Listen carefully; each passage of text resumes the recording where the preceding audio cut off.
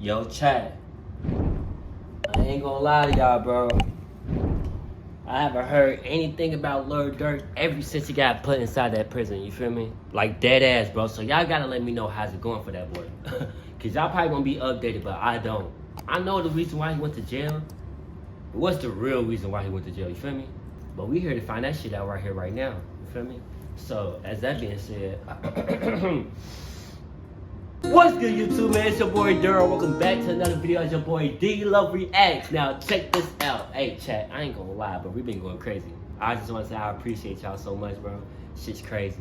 But, as you guys can see by the title of the video and thumbnail, yes, we are on a new channel today. And the name of the channel that we're on, this is a long-ass name for this channel. This is probably the longest name I have ever seen on anybody's channel before. The name of the channel that we're on today is talking about Trap Lord clips and Trap More Ross. I don't know what the fuck that means. But the title of the video that we are reacting to from Trap Lord clips and Trap More Ross is talking about Lil Durk is being snitched on by 6 different people. Without further ado, man, about to go ahead and say my blessings. I just rolled up, as you guys can see. You know what I'm saying? We don't play over here. But we about to go ahead and say our blessings, so I'm gonna need y'all to go ahead and bow your heads, follow along. I really appreciate if you guys do so. Without further ado, let's get started with this prayer. Thank you, God, for this wood. Bless it and purifiers. In Jesus' name we pray. We smoke.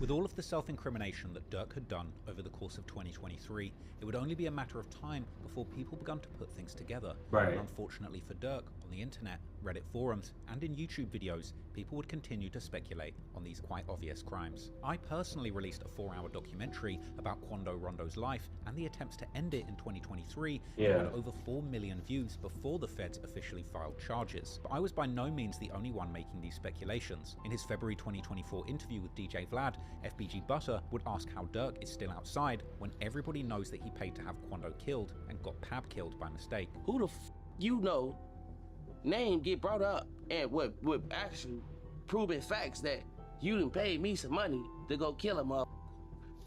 And I done killed the wrong motherfucker too. Butter then So you mean to tell me that you paid somebody to kill Quando Rondo? Wrong motherfucker too. This is a 48 minutes, I need to inside stop. knowledge at this point, months before any arrest took place, would hint towards one of Pab's shooters actually telling the police that he did it for Durk. Wow. The police know I work for you. Cause they say Shorty flat out told they like, man, Lil Durk told me to do that shit. And he paid me to do it. Showing receipts. Like, this gave me real money to get this man gone. Despite having an explosive start to 2024, winning that Grammy for his inspirational song All My Life, behind the scenes, it seemed that Durk was fighting his demons from the very top of the rap game. He was notably absent for a short period of time, and in June 2024, Durk revealed that he'd actually gone to rehab for an addiction to codeine and Xanax, explaining how he was living too fast and decided that he wanted to focus on his family and peace. So we got word that you were in rehab. Yeah. Right? Yeah. I want to embrace it, you know what I'm saying? Because it helped me a lot. I won't even say it was tough at first. It was tough at first, but it ain't that tough because I really knew what I wanted. You know what I'm saying? I knew what was holding me back. And what was that? What did you want? I wanted better. You know what I'm saying? I wanted to be a better man, a better father, a better leader, you know, so, but more action. Yeah. So I got to make sure that self is good before, you know, anybody else. Right. It helped a lot, you know what I'm saying? Just thinking clearer. See, my main goal is peace, you know what I'm saying? Being with the family and staying out of bull, you know what I'm saying? Durk would open up about feeling that his life was too fast before rehab. Moving fast. Moving fast. Making excuses, you know what I'm saying? Letting the drugs take over me. You know what I'm saying? Yeah, just like the codeine and everything. Just Is that what it was? Is codeine? Yeah, Xanax. But you know, make me. You know? Durk would drop a song commemorating his release from rehab, being seen in a Louis Vuitton suit and a skinnier frame. When was this? How long ago was this? Like, is this recent? There's no way he went, nah, it can't be recent because he's in jail, but before he went to jail. Is that when he went to rehab and he, you know what I'm saying? He got cleared up on all that Xanax and codeine and shit? Suit and a skinnier frame. The song was called Went Hollywood for a Year, and it was a Pain song with a 3-6 Mafia inspired bridge that sounds like Durk is actually saying farewell to his beloved codeine cough syrup. In one line, Durk says that he'll give $1 million to somebody who can prove he's a snitch, and another $1 million, but then appearing to stop short of rapping, find him. As well as bragging that he has killers in his circle sharing his money and cars, and mocking someone saying that their homie's killer is still alive, but for Durk, it's been a year since revenge. It seemed that Durk was back, trying to put a brave face on things and attempting to get his career on track. The month before his arrest, Durk releases a new song and music video as a teaser for his upcoming album. The song's called Turn Up a Notch, and just over a week later, he would release yet another track, this time with an interesting title. The song was called Monitoring Me, and obviously had a theme to suggest that Durk indeed knew that the authorities were watching his every move. And it also had some very suspect lyrics where Durk says that he can't send money to his killers in his own name, and that he doesn't know if the feds are setting him up, or if people are snitching. In another line that seemed to refer to the attempt to kill Quando that resulted in Pab's death, Durk says that he wouldn't say his shooters missed their target because they were so close, as well as rapping more lines that he can use money to have people killed, then backtracking, saying that his killers will murder for his friendship regardless of payment, as well as bragging about having seen his killers commit murder, then backtracking again, saying that he didn't see it, he just heard the shooter shout, "Get up," to the victim, and going on to say that if his enemies post their locations, his people will go there, and openly admitting that he pays for his people for more than just murders, hinting at OTF's dual role as a label and a murderous gang. Not only... I ain't gonna lie. That's just how y'all get caught, bro. Y'all catch a body or rob a bank, just doing some dumb shit, and then the next following day or the next day, bro, y'all just talk about it. You feel me? So you mean to tell me you pay somebody to kill somebody, to keep their mouth closed about who they killed, and about you basically setting the whole thing up, but you're literally saying this shit inside your music, bro. Like, the fans not gonna really pay attention to what you're saying, because whatever you say inside the music is evidence. And y'all know this. Y'all just gonna keep saying, oh, we ain't gonna get caught by the feds, this and that. Y'all seen every rapper that went, I feel like in 2025, every rapper got arrested, bro. Like, every rapper got arrested or had passed away. And you know what that means? New artists is about to come out. But I hope and pray they don't be on the same type of time or went through the same shit that these rappers went through. We don't need to hear that. We don't need to see it. We don't need to, like, you feel me? Y'all not gonna be able to make music no more because of what y'all really saying y'all music is actually true. Y'all getting put up for that.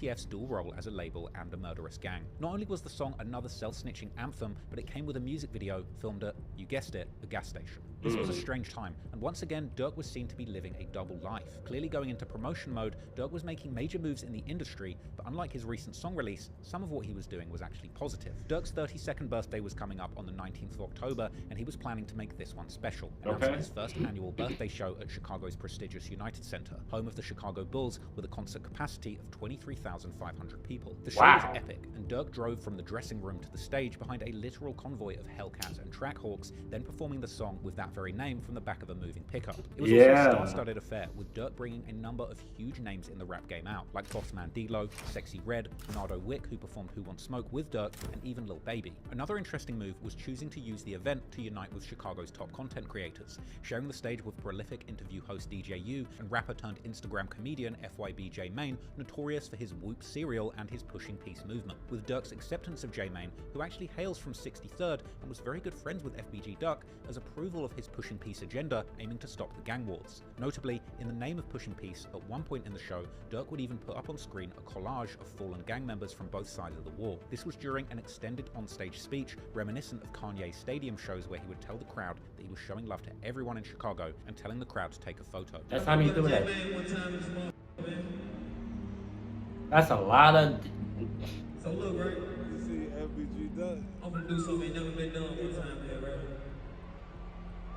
We gonna show love to everybody we lost in Chicago. Funny, everybody put their phone lights out one time. But everybody who we lost in Chicago, everybody, even if your face ain't on there right here, still showing them love. The show looked absolutely lit, and I really wish that I was there. Yeah. It's kind of sad to imagine both Durk and the over 20,000 fans watching that this may very well have been Durk's last show. By this point, he was at the pinnacle of his career. With a huge catalogue of bangers, he would rap hit after hit back to back on stage to the sold-out stadium. It's a huge reminder of how much he very well may have just thrown away. But then again, despite releasing a song called Monitoring Me, Durk's situation with the law seems surprisingly good at this point. Strangely, in September, he announced that his felony record had been wiped clean of all cases, with Durk saying how he believed that everybody should get second chances at life. Seemingly, now able to travel internationally, Durk would make the most of his newfound freedom with lavish trips abroad. Durk was even invited to dinner with Sheikh Mohammed bin Maktoum Bil Juma Al Maktoum, a member of Dubai's royal family, where he received an ornate cane as a gift. And Durk also made his first ever trip to my home country, London in England, with him appearing outside freestyling in front of the iconic Clock Tower Big Ben and in the streets of upmarket Knightsbridge, even attending an NFL game with UK legends of the rap game, current king of UK drill Central C. I'm not gonna lie, Central C is tough for a UK rapper. For real, like, even though some words I don't know what he's saying because of his accent, shit catchy as fuck. But the music is hard, bro. Keep going.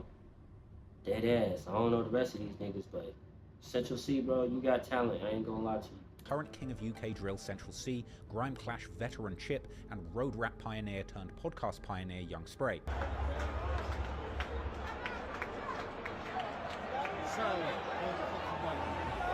Bad people, you get me? Come on, man. Bad people.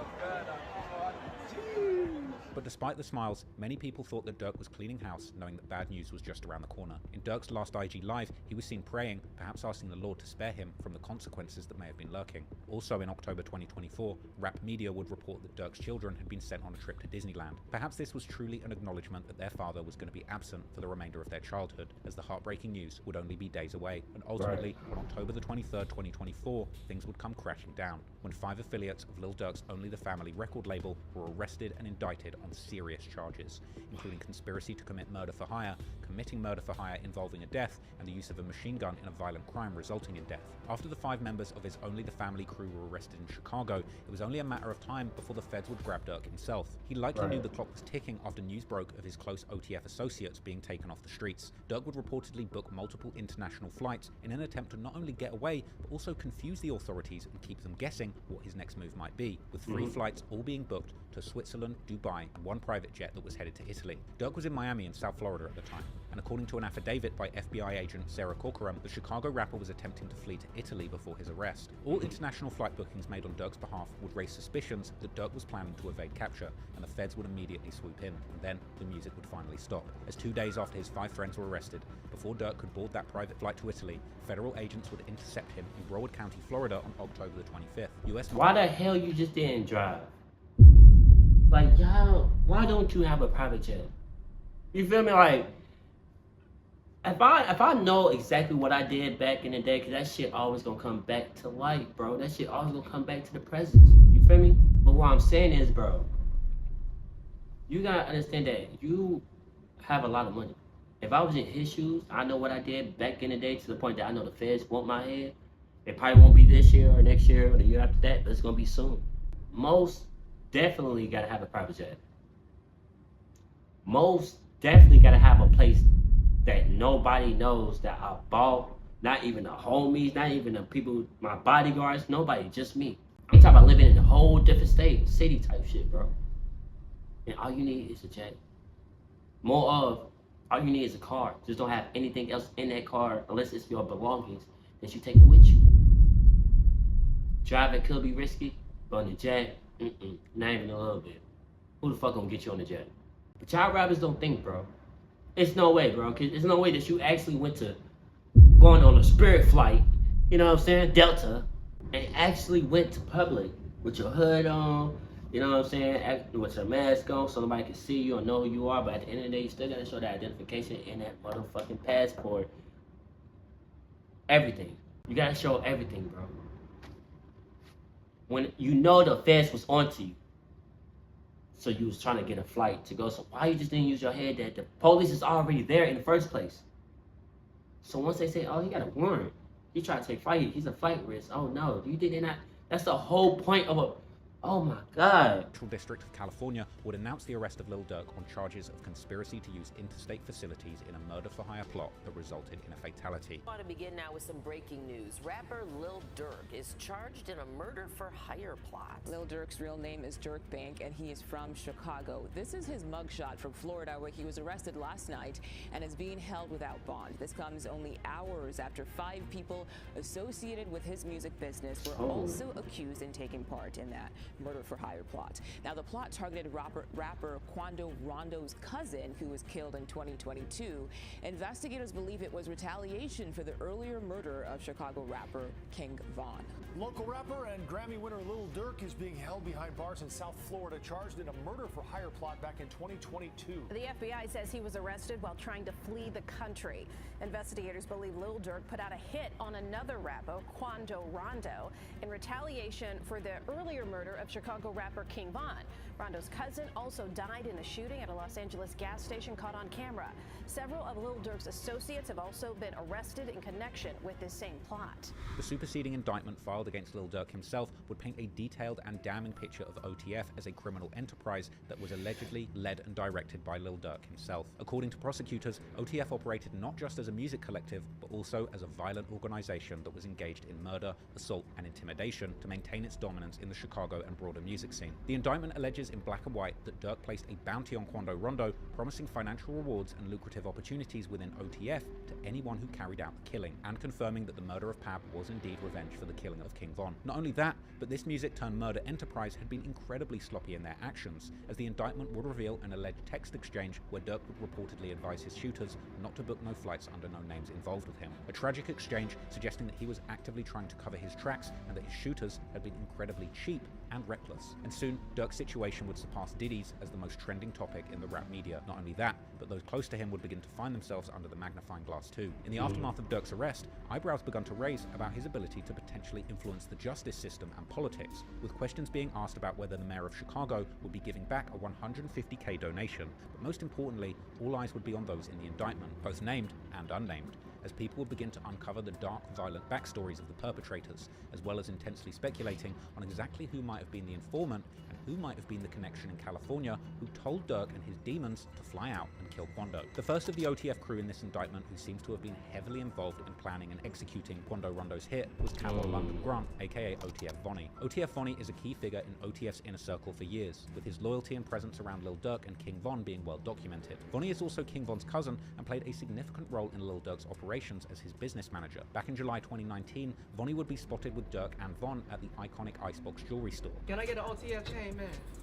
The way things are looking this week, Yeah. woo! Not gonna happen. A1, right? A1, right? A1, right? And by early 2020, he would once again be seen accompanying King Von as Von worked on designing and purchasing custom O-block chains that many believe were actually given out as trophies to celebrate the successful murder plot on FBG Duck. Slim roll or just one? Yeah, Right and I like the, you see how the leaves letters, I like them kind of like graffiti style. Just like, check this out. As you see. Like the O, like a, I don't know, like longer instead of wider. Like, see, that's kind of wide. I appreciate you guys once again. Thank you so much. Definitely. Hey, thank you, bro. All right, guys. Man, bro, I'm not gonna lie. Yeah. I'm not a, well, this don't count. But I'm not obsessed with jewelry. So if I ever have, like, you know what I'm saying, if I ever become famous or more become known or not even become anything, just be wealthy or have money. Me, since I already got a chain, I'm gonna forever keep this because this costs a lot, I'm not gonna lie, and this is real, this is not real. The pendant is real, this is not, I'm gonna let y'all know that now. I got this from the mall. I can get a Rolex and just a chain. I won't get like bunch of chains on top of other chains. Like, I just feel like this is kind of dumb because you can't even see the other chain that's supposed to be showing out, you feel me? Now I can see you buying different chains and you wear one each day, like different ones. That makes perfect sense. Now wear all ones at the same time, like 5 to 10 chains, 2 watches. That's too much. That's too much to me, bro. I ain't gonna lie to you. That's just me though. Scally, big dog. I don't big though. That's yeah, nice. Yeah. So that's the only way I want to. Yeah, rich big. Yeah, a little rich. Yeah. Me, it look like a big watch. Since you're not picking these up today, I'm gonna send you a sample image of all of them. Alright, I'm texting to you anyway. We're gonna text everything I write, so. Well, I can text this back to you. Yeah. Following King Von's death in late 2020, Vonnie's proximity to Lil Durk only grew, and by September 2021, he was back at Icebox, this time with Durk acting as a negotiator during a major jewelry purchase. In footage from the store, Vonnie can be seen haggling prices on Durk's behalf and carrying a massive stack of cash for the transactions. 3 1/4 and 2 1/4. 2 and 2.75. 2 3/4. 3 1/4, 2 3/4. That's about 15% difference. That's what he had before.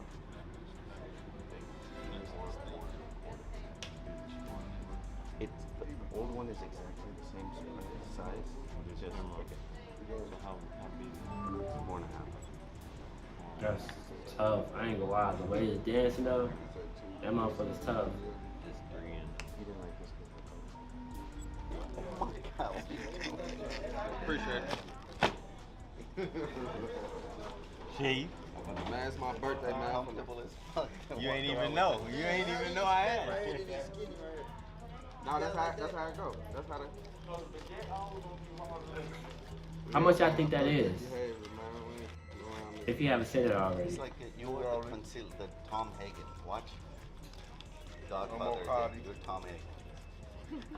This moment highlighted not only his close relationship with Durk, but also the level of trust that Durk was placing in him, with Vonnie seemingly handling significant amounts of money and playing a critical role behind the scenes for OTF. Another OTF member implicated in the paperwork is DeAndre Wilson, aka OTF Didi, or D-Ski, aka Big Threat. Didi had been involved in multiple violent altercations over the years, with him even managing to beat a murder case in 2023 in regards to a 2014 murder that took place in Chicago. Wow. This wasn't just any murder, but the alleged get-back for the murder of Tay-Ski, whom Tay-Town is named after, something which would have made Didi a very respected member within Tay-Town. Other co-conspirators include Keith Jones, aka Flakka. According to unverified sources, Flakka himself beat a murder case back in 2011 after allegedly being acquitted for the murder of Big Baby from Hula Gang, an almighty P-Stone set based in Sunnyside or Magnolia that has a long-standing rivalry with the Gangster Disciples in Rogers Park, Uptown. The gang is named in honor of fallen member High C, preserving his legacy within its ranks. Then there's David Brian Lindsay, aka Brown Eyes, who's also named as a co-conspirator on the indictment, and Asa Houston, aka OTF Boogie. However, along with Durk, there still remains two significant question marks, as two unnamed co-conspirators had their identities withheld by the feds on the indictment, leading many to believe that these individuals have perhaps turned informant. There's been rampant speculation on the potential identity of co-conspirator number 4, particularly LA rapper and rising podcaster and content star Brick Baby, mainly due to him being one of the first people that had said that Durk slid for Von. Off of Von, right? Yeah. They say you can't say that no more. You can't say that no more. Oh, because of FVG Cash? Nah, because Lil Pop. Now, Brick has made numerous references to the crime in music, but in my honest opinion, there's really been no solid evidence provided to prove that he is actually the person that lined up Quando Rondo, just rampant speculation. In fact, Brick has talked about this case with so much openness and confidence, I personally believe that he was simply using the false allegations as fuel to boost his career, and it seemed to work. In fact, there's actually an alternative theory floating around the internet that the actual person who set up the murder is a lesser-known LA gang member by the name of TS from a set called Gutter Ave, with Reddit posts claiming that him and his friend had a personal vendetta against Quando after Quando refused to do a song with them. However, once again, at this stage, this is all speculation, and it's highly possible that this person's identity may never be revealed to the public. It could be somebody that we have absolutely no idea about. The other person who people have speculated may have been informing the authorities is co-conspirator number 2, who's actually one of the shooters. There's been intense speculation on social media that this person is in fact a beloved member of Durk's crew by the name of OTF Jam, someone who Durk frequently rapped about, saying that Jam vets killers for his crew, along with one rather suspicious line where Durk points out that Jam is always very serious when they talk on the phone. Well, real name Casey Hester, OTF Jam was once considered a rising star within Durk's Only the Family label. In 2010, Jam was convicted of a shooting, being sentenced to a minimum of 12 years in prison for attempted murder, and he would complete his jail term in February 2022. Lil Durk would post a picture of the stack that he had for OTF Jam as soon as he got out, with some Reddit Sherlocks counting and deducing it was over $250,000. In an interview in May 2023, Jam himself would verify that Lil Durk had taken care of him, giving him over $50,000 when he got released. Because he's super solid, but like a lot of, like, you know what I'm saying, he said Jam get out that jam and give him 50, he ain't got to ask again, bro. Like, you know what I'm saying, he ain't got to ask shit, bro. He said he gave you 50, bro. You know what I'm saying? Fact? More than that. More than that. But so, can you tell us how much he gave you, or you don't want to even know?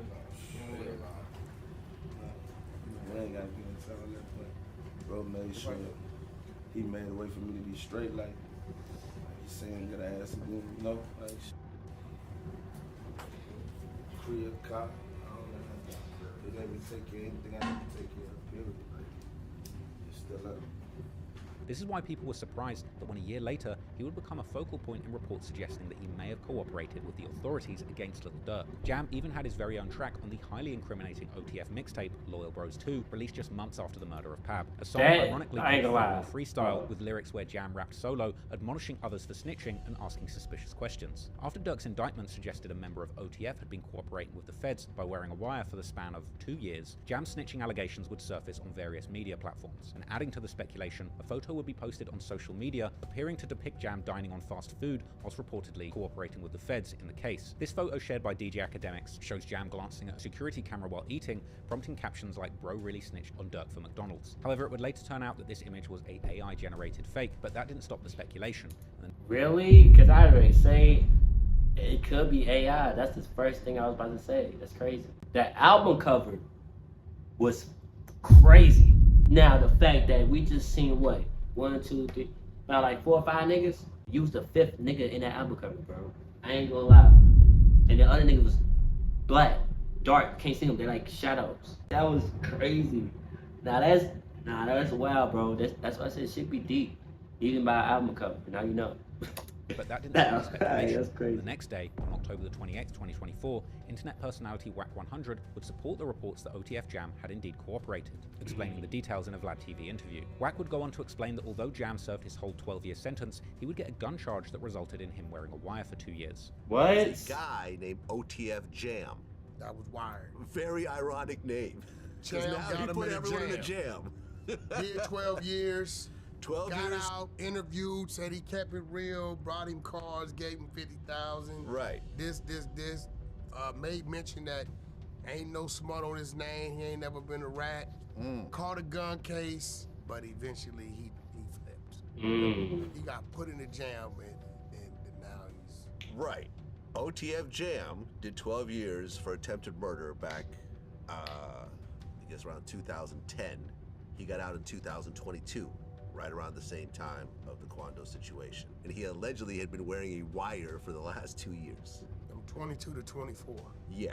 So he immediately got caught up? Yes. Then, on October the 30th, footage would circulate on the internet, allegedly showing an uncomfortable-looking OTF Jam, footage which people believed showed him wearing a wire near Lil Durk. The viral footage would show a nervous Jam looking anxious around Durk, with many alleging that Jam was looking very uncomfortable, triggering suspicions that at this point he was recording. But there's no proof. What? Wow. So you mean to tell me that you was wired? Look, hold on, what's say? Leaked footage of OTF Jam snitching on Lil Durk with a wire. And he kept doing this. Look at how nervous he is. I would have.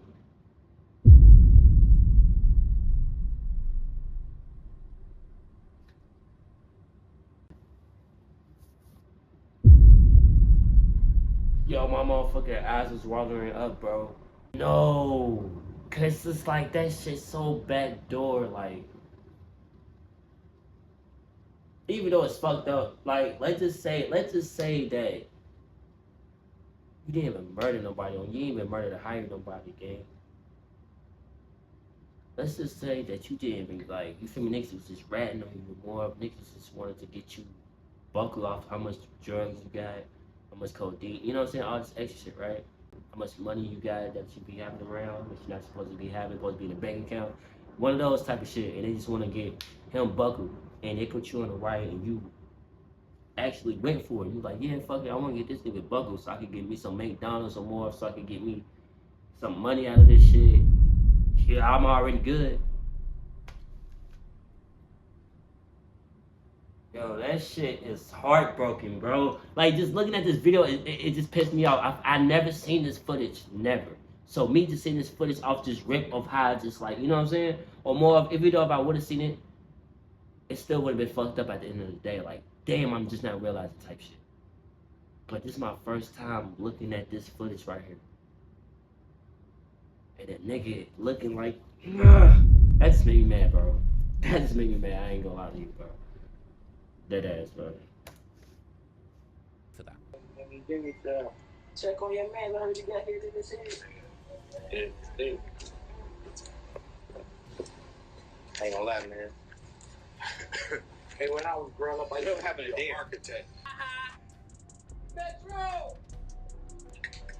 You slip me over there, roll over, arm architect. Dave called me with a cast. So I lift my shit up. I'm like, man, this nigga boom, man. He laughed. He said, I ain't do that. I say, slow. Hey, Keisha. Trying to tell him. I ain't no shit. Keep my shit right on. Additionally, unverified claims would surface alleging that Durk had actually ordered a hit on a woman speculated to be close to OTF Jam after suspecting Jam of being an informant. According to an interview between academics and Chicago reporter Trench's News, the mother of Jam's child actually contacted Durk after Jam was arrested, and Durk refused to pay his bond. An apparent threat was then made to Durk. Get bonded out then. They don't know nothing about no white, but he did make a threat towards Durk, like, if you want to come in, you know what I'm talking about, how you gonna play somebody who be putting in work and shit like that. You know what I'm saying? And they took it as a threat, and that he told us. I don't know how he got mixed in with the Quando Rondo, but yeah, they say I've been holding you down because I heard you say something about like his baby mama called Durk for a lawyer, and Durk may have like brushed it off, and they're like, yo, you're not supposed to brush off my call when I need something. Like, I'm the guy who does the dirt for you. Right. that's facts. And, like, you got some real demons out there, like, you finna buy me out, no matter what I did. Or you gonna come in with me. Sometimes you gotta make them threats and jump off that couch and go snap time money. And that's the scariest thing of even being a murder of hire. You feel me? Like, dead ass, bro. So that's basically your fault. You should have thought about, like, man, even though like for example, I got right hand man, so I'm more if I got friends that I look up to as being like my best man if I ever get married or ever, like, you know what I'm saying? That's my guy. What I'm saying is, bro, you can't, but there's different people in this world though, depending on what you know what I'm saying? If you live in like a white or more of like a nerdy ass community and you got a best friend, cool. But if you in the hood, oh no.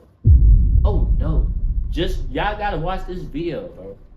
Shit, y'all can really lock in. We be like, bro, nah, cause it, and just watch out for little shit.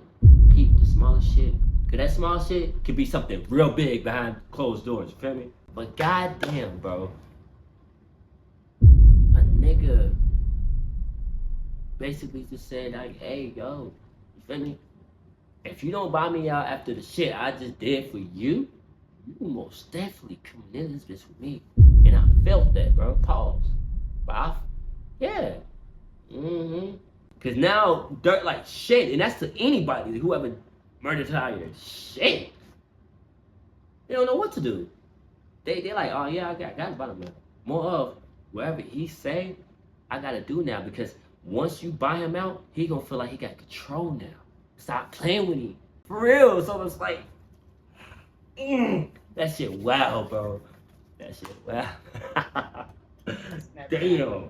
According to news reports, on July the 19th, 2024, Yeah. Octavia Redmond, a 48-year-old postal worker, had been brutally gunned down in broad daylight whilst delivering mail in Chicago's West Pullman neighborhood. A 15-year-old kid ran up to her in front of a house, shooting her 26 times execution style, and she would die in the hospital. Developing this morning, Chicago police have released surveillance video of a person of interest in the deadly shooting of a postal worker. The shooting happened last month in the West Pullman neighborhood. Mugo Odigwe is live in the newsroom this morning with a look at that new video. So Mugo, what does it show? Well, first off, we know the U.S. Postal Inspection Service is already offering a $250,000 reward for information leading to an arrest and conviction in this case. And now, Chicago police are hoping the new video gets them closer to the killer. So here's that video on your screen. Part of it shows a man getting to a white Dodge Durango near 70th and Campbell. This is right before the shooting. Then at some point, the same video shows a man getting out of that Durango near 121st and Harvard. He runs across the street and out of view. Then he runs back to the car before it drives off. Police say on that day, Friday, July 19th, around 11:40 in the morning, 48-year-old postal worker Octavia Redmond was in front of a home near 121st and Harvard when a man walked up to her and shot her. She died at the hospital. The Dodge Durango used in the shooting was later found abandoned and torched in the middle of a field on South Holland Avenue. Now, anyone with information on this shooting is asked to call Area 2 detectives, or you can leave anonymous tips at cpdtip.com. A $250,000 reward would be offered for any information leading to the arrest and conviction of the perpetrator, with an anonymous tip leading up to the arrest of the juvenile killer in Iowa. Breaking news at this hour, a 15-year-old boy I wonder how they be getting shooting and killing an on-duty U.S. Postal Service worker. He's accused of murdering 48-year-old Octavia Redmond on 121st and Harvard back in July.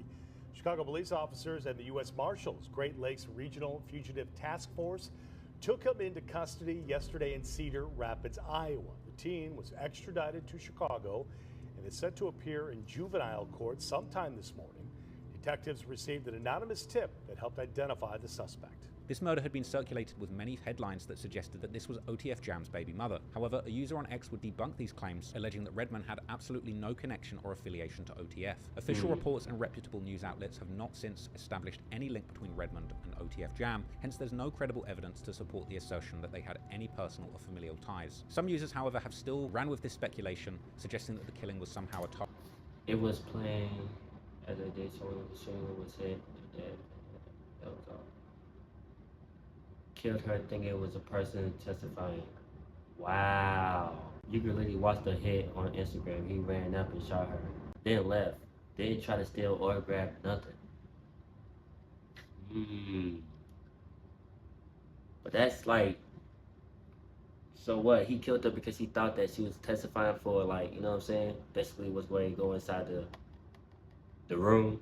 Suggesting that the killing was somehow a targeted attack, with the shooter intentionally approaching her and mistaking her identity as the intended target, with some going even as far as to suggest that this was another hit sent from Durk that ended up killing an innocent bystander. I personally don't buy it. Now, it's important to note that the criminal complaint and indictment documents do not explicitly name Jam as an informant, though they do reference an unnamed individuals and key witnesses by their initials. This has even led to subreddits questioning whether or not it's really Jam who got Durk in the jam, and while I personally believe it's likely that Jam could be the informant, at this stage there's still no proven paperwork to confirm this. There's really no way of knowing for sure until this goes to trial. In December 2024, OTF Jam would finally break his silence with a scathing social media post denying being the snitch in the case and accusing other OTF members of disloyalty and sloppy behavior, attracting the attention of law enforcement rather than him. Right, later paperwork would come out that there was a confidential witness. Now, this is confidential witness 1, okay, this is information and good news for Durk, but, okay, now we're hearing there's as many as 5 or even more confidential witnesses, all right? But apparently,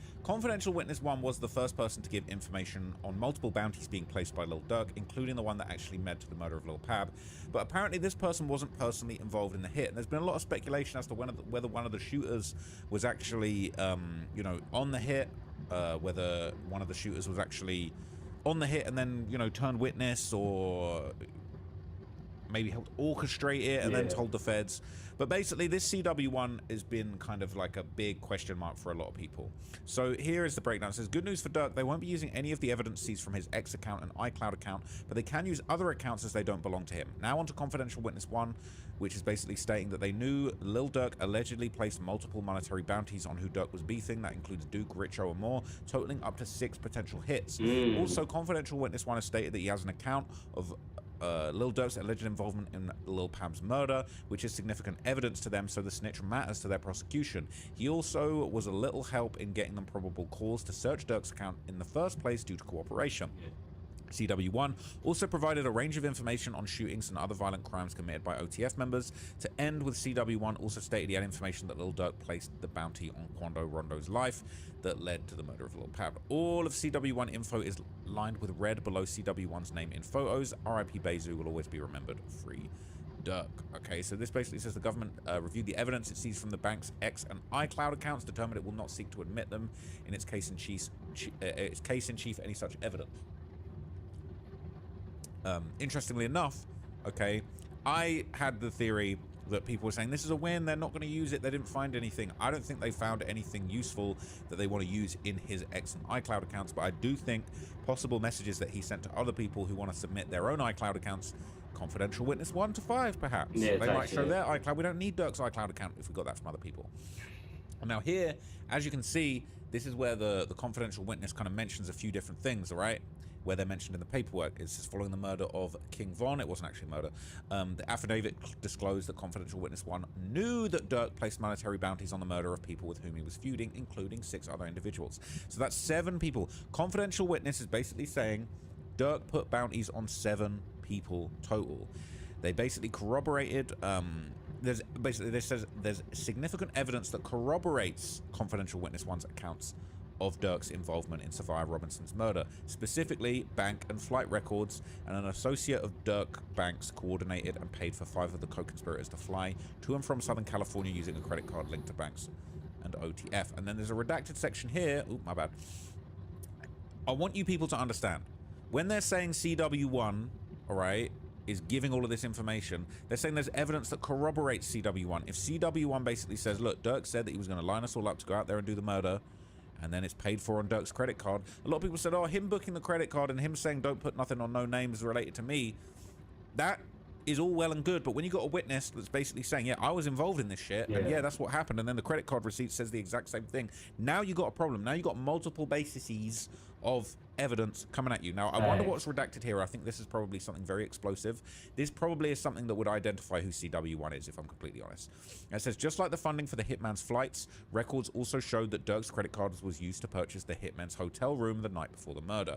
Again, I can't impress this upon you enough. I'm not hating on Durk. I'm not wishing on his downfall. But at the end of the day, everybody said, how could he have been involved in this? He was in Los Angeles at the time of the murder. They're talking about his credit card was used to purchase the hitman's hotel room from the night before the murder. Right there, that's all you need. That's all you need, bro. There's nothing else. Like, if somebody using your credit card, somebody used the murderer used Lil Durk credit card to get himself a hotel for the night.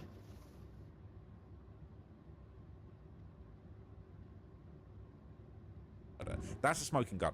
Okay, I'm sorry. We love Durk's music. Some people want him to be free.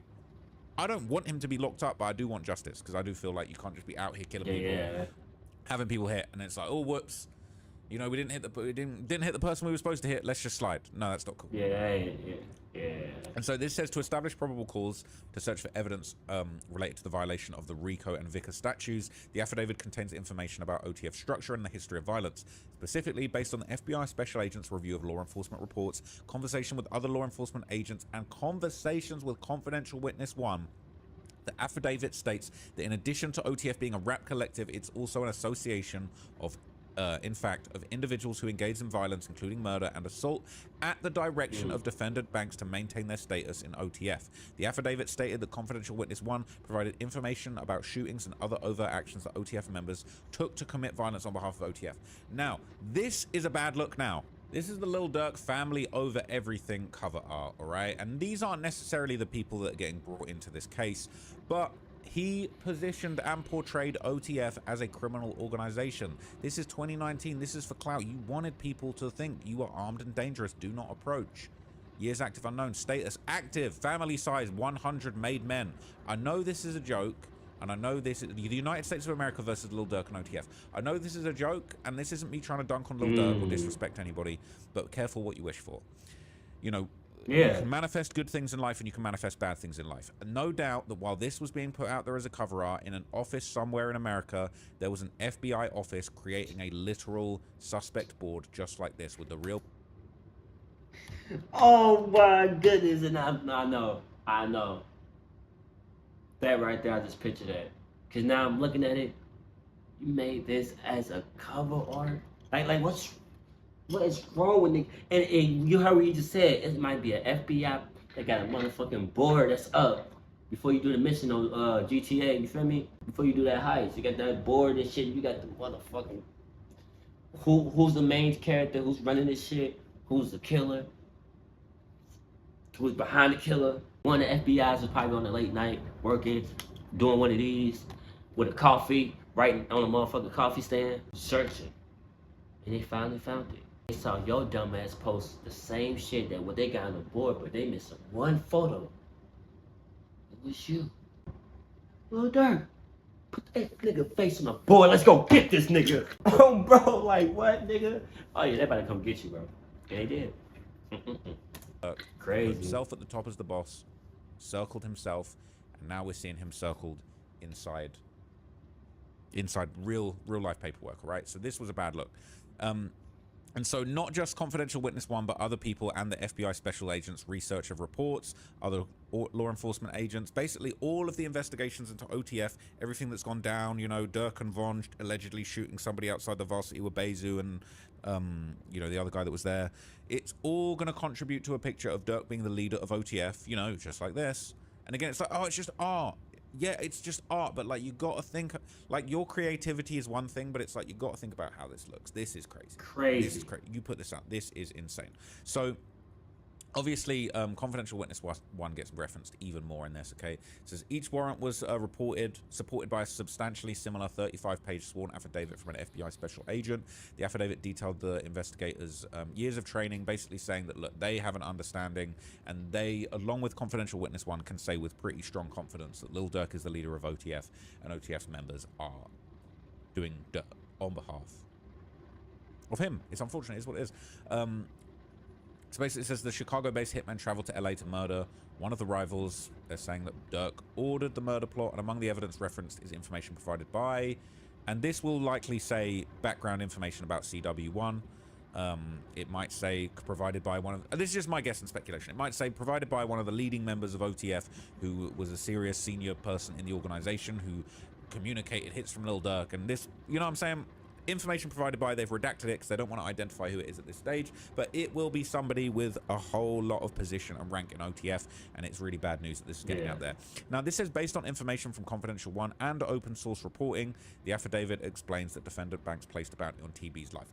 Now, as I stated in the previous video, they're now saying that there was $1 million bounty, and this is what it is. CW1 is going to corroborate and say, yes, there was $1 million bounty on his head. Open source reporting, this is probably going to be, you know, Quando dropping all these songs talking about $1 million hit on his head.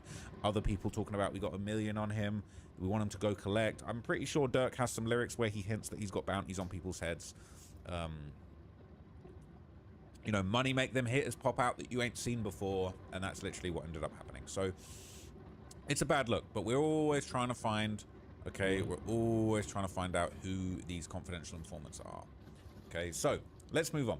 Now, when OTF DD filed a motion to sever his case from Durk's, he would state that he's not included in the message groups and he wasn't a part of any plans to attack, you know, O-Block members, as there was basically some paperwork that said that OTF, under the guidance of Durk, or the leadership of Durk, was basically planning to have people from O-Block killed or hurt because they weren't sliding for Von. But interestingly enough, this document would identify prosecutor witness number 1, PW1, as somebody who was privy to that conversation. And, you know, some people might think that that's Jam, some people might think that's other people, but this basically says DD's lawyer threw Durk under the bus to try and get separate trials. And essentially, this would say, you know, Mr. Banks, aka Durk, to an alleged bounty for the killing of Stefan Mack. Mr. Wilson, this is DD, is not identified in connection with this incident. He's trying to distance himself, but ironically, this actually might have accidentally given people a bit more of a bit more rope to try and find out what was going on with this prosecutor witness number 1. So this says the 2023 April text chain in the Duke feud. The notice claims a group text between Durk and OTF members, including DD, as well as Antonio Jones, aka Booney Mo, and PW1, who is still secret at this stage, basically reflected Durk's frustrations that O-Block wasn't retaliating for King Von's death. And basically in the thread, Mr. Banks, not Mr. Wilson, declared, "I'm finna pipe it up." And Booney Mo responded with blood. It's green light emoji. We're getting it together now. No phones. It says the government expects prosecutorial witness number 1 to testify about the purported follow-up plans involving others. Significantly, the government attributes no statement to Mr. Wilson in this exchange. His presence is merely noted as being on the text chain, but there's no claim that he agreed with, endorsed, or acted on Mr. Banks' statement. Now, it's very ironic, and it's a little bit, look, you can't say that he's telling, but it's like, kind of saying, statement's the statement. You got the statement. I'm not denying the statement. I'm just saying I'm not part of it. And then they point out, you know, this next text thread where Didi was there along with Booney Mo as well as Bezu. Unfortunately, he's no longer with us. And it shows Durk forwarding an Instagram message he sent to Lamar and Richard Ramsey, saying, I got them hunting for you. You better have 3 ski masks on. Mr. Wilson is not the author of the threatening statement. The fact that they are even pointing it out as a threatening statement is interesting. But it says he's only listed as a participant in the text chain. The notice does not claim that Mr. Wilson commented on, endorsed, or even responded to Mr. Banks' message. Now it says Booney Mo's audio, basically a voice note conveyed that Durk instructed people regarding money and sliders, and Mr. Wilson is not identified. But again, it's like, you're kind of caught up in this, okay? You're trying to distance yourself from it, but it's very telling. People saying, this is on purpose, my guy. They have a better chance at beating it if they all fight on their own stuff. It makes it look like everyone acted on their own and not with each other. I don't think they'll get it, though. This is just what I think, okay? Basically, people were wondering who that witness might have been. So, following on from that, that's when things get interesting, because we would end up hearing from Byron Blake, who covered in detail how, following OTF Jam's arrest in May 2023, it seemed like his case completely disappeared from public records, and people are still wondering what he might have to do with this case. And I believe he denied being the snitch. He released a public statement, but a lot of people are still looking at OTF Jam with a side eye. Now, when you look at the list of people who are actually fighting this case, you don't see OTF Jam. But if you look OTF Jam up, this is what you find. OTF Jam was arrested in the city of Chicago on May 3rd of 2023. If you look it up, you can actually see the records of the arrest. He was arrested for unlawful use of a weapon by a convicted felon, previous conviction. But there's no record of him in Cook County Jail at all. Not a single record. There is no record of him in the Illinois Department of Corrections at all, meaning he's not back on a parole violation and he's not sitting in Cook County Jail. I also went to the federal BOP website. There is no record of him at all being arrested in the BOP. And this is what's suspicious about that. There is no record of any disposition in the case, meaning there's no record of this case being closed. There's no record of any court dates. There is no record of any continuances. There is no record of it at all. So we don't know what happened to this case. At least they want us to not know what happened to this case. But I'm about to tell you what I believe and what I see based on reading this paperwork. In the federal system, they have the ability to file a case but keep it off of the public docket. You know, and they call this overriding interest that outweigh the public's right to know the things that they use. And that, you know, they list the reasons for non-public cases. Among those reasons are preventing people from interfering with evidence tampering. You know, it's an ongoing investigation, you know, so they don't want people to know what's going on. Protecting individuals, informants, cooperating witnesses from retaliation of harm, safeguarding sensitive data. So, you know, they'll file a case. And the case will exist in the system, but only the lawyers and the courts have access to the docket, can actually see that it exists, look it up, see what's going on in the case.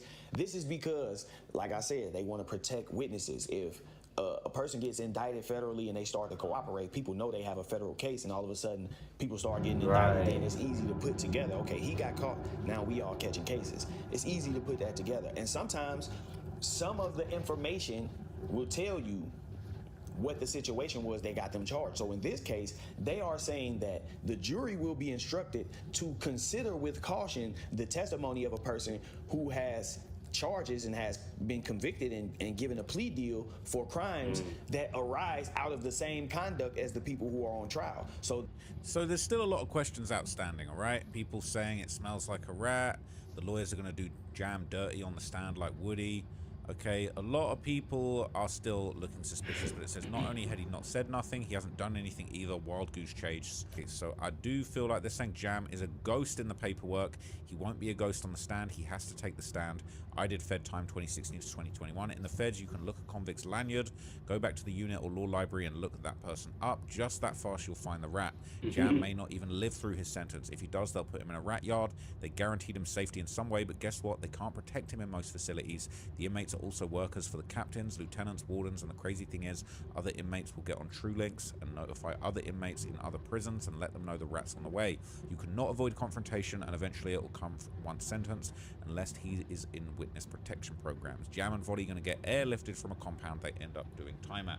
So, on to Vonnie. Now, Interestingly enough, okay, as in December 2022, okay, there would apparently be an incident that went down, and recently linked footage has now gone down to show that OTF Vonnie was actually arrested 3 months after the murder of Quando Rondo's cousin Lil Pab in a highly suspicious arrest that was related to his license plates, but some people think the way that his demeanor was during this arrest was kind of interesting. So did you find the registration? We're trying to find Those plates don't come back to that bin, and this bin doesn't come back to anything. So they're saying those plates on the car don't come back to the VIN number on the car, and this VIN number doesn't come back to anything. You driving a hot car. That's what they're saying. You're driving a hot car. You should be driving this whip. This ain't added up. This ain't making sense. Yeah. And he feeling that pressure. So I need paperwork. Those plates don't belong in this car. So what car do they belong to? I don't know. I can't find the car. I can't run your VIN because it's not coming back to a state. It's not registered. So that's why I need your registration. So how did I get all of this? Like, how did I get all of this? That's plate stickers. So this does belong to the plate. The plate doesn't belong to the vehicle, is what I'm trying to tell you. Right. Not all of them. Let me see, pop the door open real quick.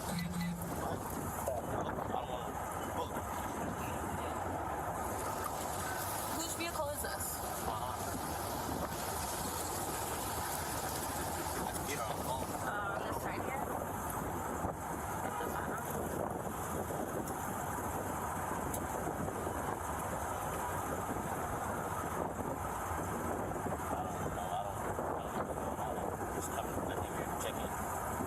But why you driving a hot car after 3 months? How long have you had the car for? I just got the car. The car's been in Chicago for since the holiday. I just been there today. I came here to check in. We're gonna add. That's the first ad we ever been on that the whole video. We almost done with the shit. Bit interesting. Some people thought they're saying this is the day he told. Trust me, he dumb as hell. Can't tell who arresting him. They're not. Sorry, he dumb as can't tell who's arresting him. They're not local Chicago PD dumbass. So, wow, this is the guy in charge of Lil Durk. I wouldn't trust him to go Home Depot. It says they played him about going to the station to get some tickets. He was saying this is the craziest traffic stop ever. Any lawyers or law enforcement out there, I'd love your take. So they were so clearly following him or tracking the vehicle or both. The fact they said they need him to drive his car back to the station for him and they'll stay behind him to help his baby mum while he gets transported. Like what? And more than 2 traffic tickets require him being cuffed and transported to the station to get an I-bond. The fact he got stopped earlier that day is another huge red flag, as this was part of a larger investigation. The first cop let him go with a warning and was probably tasked with running initial contact to see what he has going on there and what potential pretext they have for a real traffic stop on the books. My guess is the whole thing was a ruse to get Vonnie alone where he feels safe to talk. And I'm guessing the FBI behavioral analysts identified Vonnie as the most likely to cooperate. I bet the feds approached him during his time at the CPD station, and it was the first domino to set everything in motion. Says the whole video was blurred because they're passing the phone back and forth, showing each other pics of him with Durk the whole time, stalling. They knew who he was before they approached him. They ain't gonna peep it. Pics of him with Durk, that's what they're saying. The plates, they're a different bin. Plates come back to a different bin, but the bin, I have insurance on this vehicle.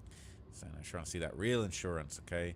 15 minutes in, and they didn't even search the car yet. Yep, the feds must be right across the streets. Okay, the video is blurred because he's a witness. Anytime someone is a witness, they hide their identity. This just exposed him as a rat on the Durk Rico. I was thinking of it, I just didn't want to say nothing. But right there, bro, yes. Them blurring the video that whole time, though, like not even a little bit of short skin of his face. I mean, we know he's black. Probably got nappy hair. They know who it was. We know who it was. But they just wanted to blur the video out just for his safety, knowing damn well everybody gonna know who the fuck you are. Especially when it comes to this. Like, bro. That comment right there just did. Him as a rat on the Durk Rico. Yes, something is up. Writing tickets at the police station. Never heard of that. They don't do it here where I'm at. Wow. Everyone's saying he got tricked. What exactly was he supposed to do? Say no thanks? Right, saying, oh yeah, he told. A lot of the time, if you're being investigated, they have local PD pull you over. Now finishing that video, that's clearly what this is. It's all BS. And if he was smart, he should have known what was going on. This is how they let him put the car back in drive. What the F, right? It's crazy. So apparently, he was talking right, too much. Seems like it. Vonnie would basically tell the police that he had been pulled over earlier, all right, and he didn't realize that this was the reason that he was currently being detained. Right. So he would basically talk about being pulled over earlier, and basically would, I don't know if playing dumb is the right word, of just being dumb, but either he was playing it quiet, or he must have realized at a certain point, like, yo, like, I'm hot right now. I'm being told by the feds. Yeah, And that take part. that message to them too, because they're the ones driving. Definitely, yeah. The plates don't come back to the car. We can tow the car for that. Yeah, I understand. I literally got pulled over earlier today. I was on. He didn't mention that before. And not Orleans, the next one up in between Superior and Orleans. I had kind of like did like a pump stop at the stop sign. The guy pulled me over. I was like, I apologize. Thankfully, he didn't write me a ticket, but he did run my license and ran my tag and everything. Yeah. He said it wasn't nothing wrong, so I don't. No, there's just no vehicle that comes information that comes back when I'm on the tag. I don't know why you didn't say anything earlier. Literally, I got pulled over. You didn't pay attention to it? But they did. I don't know why I didn't get put. I don't know. Now, jump forward to 2025 with all of this coming out. That's when people start calling Vonnie an informant, okay? And people are basically saying that OTF affiliates themselves are actually calling Vonnie a rat too. This is OTF Nut and Fat calling Vonnie a rat. Vonnie was the cousin of King Von, but when you search his name on the BOP, it says not in custody. And this has been a picture that was put up by an OTF affiliate, and they put a rat. I think that's over Vonnie, basically calling him out. Wow. So this is going around. A lot of people saying if Vonnie telling, case closed for Durk. Okay, between this and the people who got caught for the Dump Street cases, there's too many dudes involved for some stuff not to go sideways for Durk. And that lifestyle he had them OTF dudes living is either gone, make them stay solid out of loyalty, or flip because they were spoiled and can't stomach the huge downgrade to a cell. People saying the whole time it was Vonnie. Jam needs an apology. They're saying Jam was the original snitch, but Vonnie got flipped recently if he is snitching. They're saying word, it said one of the shooters is informing. If I was Durk, I would take a 20-30 year plea offer. There's no way of beating this if the organizer, one of the shooters, and the LA native who dropped the address are all snitching. Even though, let's just say, I keep saying he ain't gonna beat it. Of course he's not gonna beat it, but let's just say if he did, right? The nigga served time in jail, bro. You know how long you gotta go to trial for that shit, bro? You know how long you got? It could go years. You could be in jail the whole time, or prison, whatever, in a cell, bro. You fighting that case. That's how people still be in the cell, bro, because they still fighting that case. Most of the time, they just serving their time because they know they plead guilty and it's already guilty in that motherfucker, you feel me? But Durk, it's over with. Career, over with, bro. So everybody know the truth. Everybody know what the hell going on. Me too. But hey. Dress are all snitching. Snake, shake my head. The Lee Street dude in OTF snitched. Don't know why they was expecting him to be a stand-up dude. They're saying real shit. His ass just a manager. I always thought it was crazy as hell. When I went to his page, every picture he's covering his face. Dude might as well not post. They be the first ones to rap. Vonnie also stole from Von. They were cousins. Anyway, when we get to September of 2025, that's when motions begin being filed jointly by the defense, but OTF Vonnie and another co-defendant were notably missing from the filing. So people started to notice, they say, why isn't he included? The government are in agreement with DD, Boogie, and Brown Eyes, who are asking for the trial to be pushed back to January 2026. So this is back in September. Durk does not agree with it, but there's no mention of Flockett and Vonnie, as they have not been arraigned on the second superseding indictment. If they're not being arraigned on that second superseding indictment, they might not be part of it. They might have found a way to stay out of it. Yeah, wow. Oh my God. That is crazy, bro. That is crazy. Hit that like button, subscribe, and turn the post notification. Y'all guys gotta let me know down in the comment section right now what y'all think about this video.